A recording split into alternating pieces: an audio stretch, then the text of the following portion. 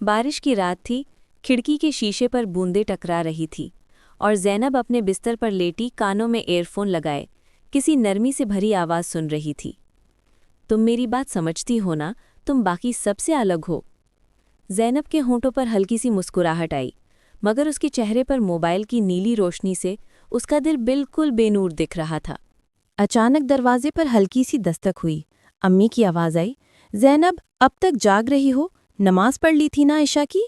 ज़ैनब घबरा गई, मोबाइल छुपाया। जी अम्मी, हाँ पढ़ ली थी, लेकिन झूठ के लफ्ज़ों में लर्जिश थी। अम्मी चली गईं। दरवाज़ा बंद होते ही ज़ैनब ने आह भरी और फिर वही चैट खोली। स्क्रीन पर लास्ट सीन 2 मिनट्स अगो लिखा था। ज़ैनब ने दिल में सोचा, काश वो अभी रिप्लाई करे। और तभी फ़ोन की स्क्रीन पर मैसेज आया, मैं सो गया था लेकिन तुम्हारे ख्याल ने सुलाने नहीं दिया। वो हल्के से हंस दी और उसी हंसी में एक नया गुनाह लिख दिया गया। ज़ैनब हमेशा से इंट्रोवर्ट थी, बाहर कम निकलती, दोस्त कम, बातें कम। घर वाले कहते थे, ये तो हमेशा खामोश रहती है। लेकिन वो खामोश नहीं थी, उसके अंदर शोर था, ऐसा शोर जो किसी को सुनाई नहीं देता था। अम्मी दिन भर बीमार, अब्बा अपने काम में, और ज़ैनब का दिल मोहब्बत, तवज्जो और किसी की मौजूदगी का भूखा।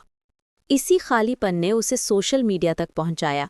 पहले छोटी छोटी वीडियोस, फिर इस्लामिक पेजेस, फिर चैट ऐप्स, और वहाँ हारून नामी एक शख्स मिला। शुरू में कुरान के टॉपिक्स पर बात होती, फिर वही बातें जज्बात में बदल गईं। तुमसे बात करके सुकून मिलता है, तुम्हें एहसास नहीं तुम कितनी खास हो। ज़ैनब ने खुद को यकीन दिलाया, ये बस बातें हैं, कोई गुनाह नहीं। लेकिन दिल आहिस्ता आहिस्ता कैद होता गया। एक दिन हारून ने कहा, मैं तुम्हें देखना चाहता हूँ, सिर्फ एक बार। ज़ैनब ने इनकार किया, मगर अंदर कहीं नर्म सी आवाज़ आई, वो तुमसे मोहब्बत करता है, तुम भी तो इंसान हो, मोहब्बत हराम नहीं। शैतान ने चाल चल ली।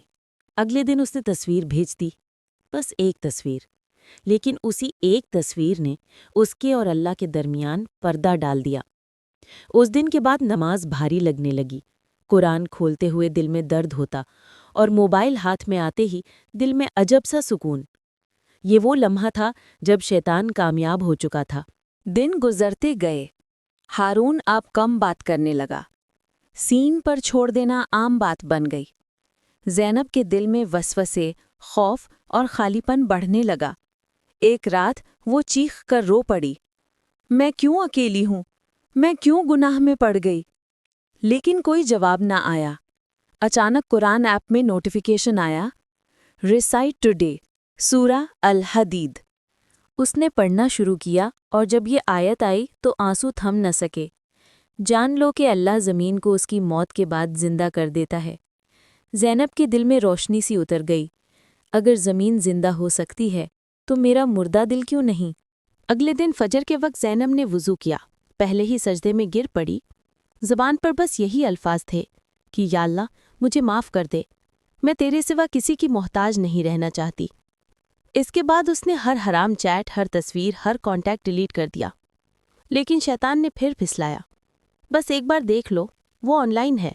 ज़ैनब ने मोबाइल देखा, मगर इस बार दिल ने कहा, अगर तू वाकई बदलना चाहती है तो इस स्क्रीन से भी जिहाद कर। ज़ैनब ने फ़ोन ज़मीन पर रखा, आंखें बंद की और दिल में कहा, मैं अब तन्हा नहीं, मेरा रब मेरे साथ है। कुछ महीने बाद ज़ैनब कुरान क्लास में थी। अब वो खुद लड़कियों को सिखाती थी कि तन्हाई इबादत बन सकती है अगर नीयत खालिस हो। एक दिन एक नई लड़की आई जो बिल्कुल वैसी थी जैसी कभी ज़ैनब थी, उदास, खामोश, मोबाइल में गुम।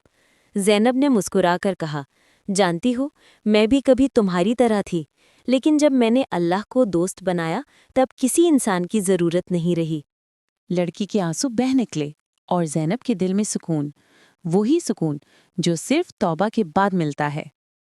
इख्तिताम, गुनाह अगर तन्हाई में किया जाए तो माफ़ी भी तन्हाई में मांग लो, क्योंकि अल्लाह वही मौजूद होता है जहाँ तुम समझते हो कि तुम अकेले हो।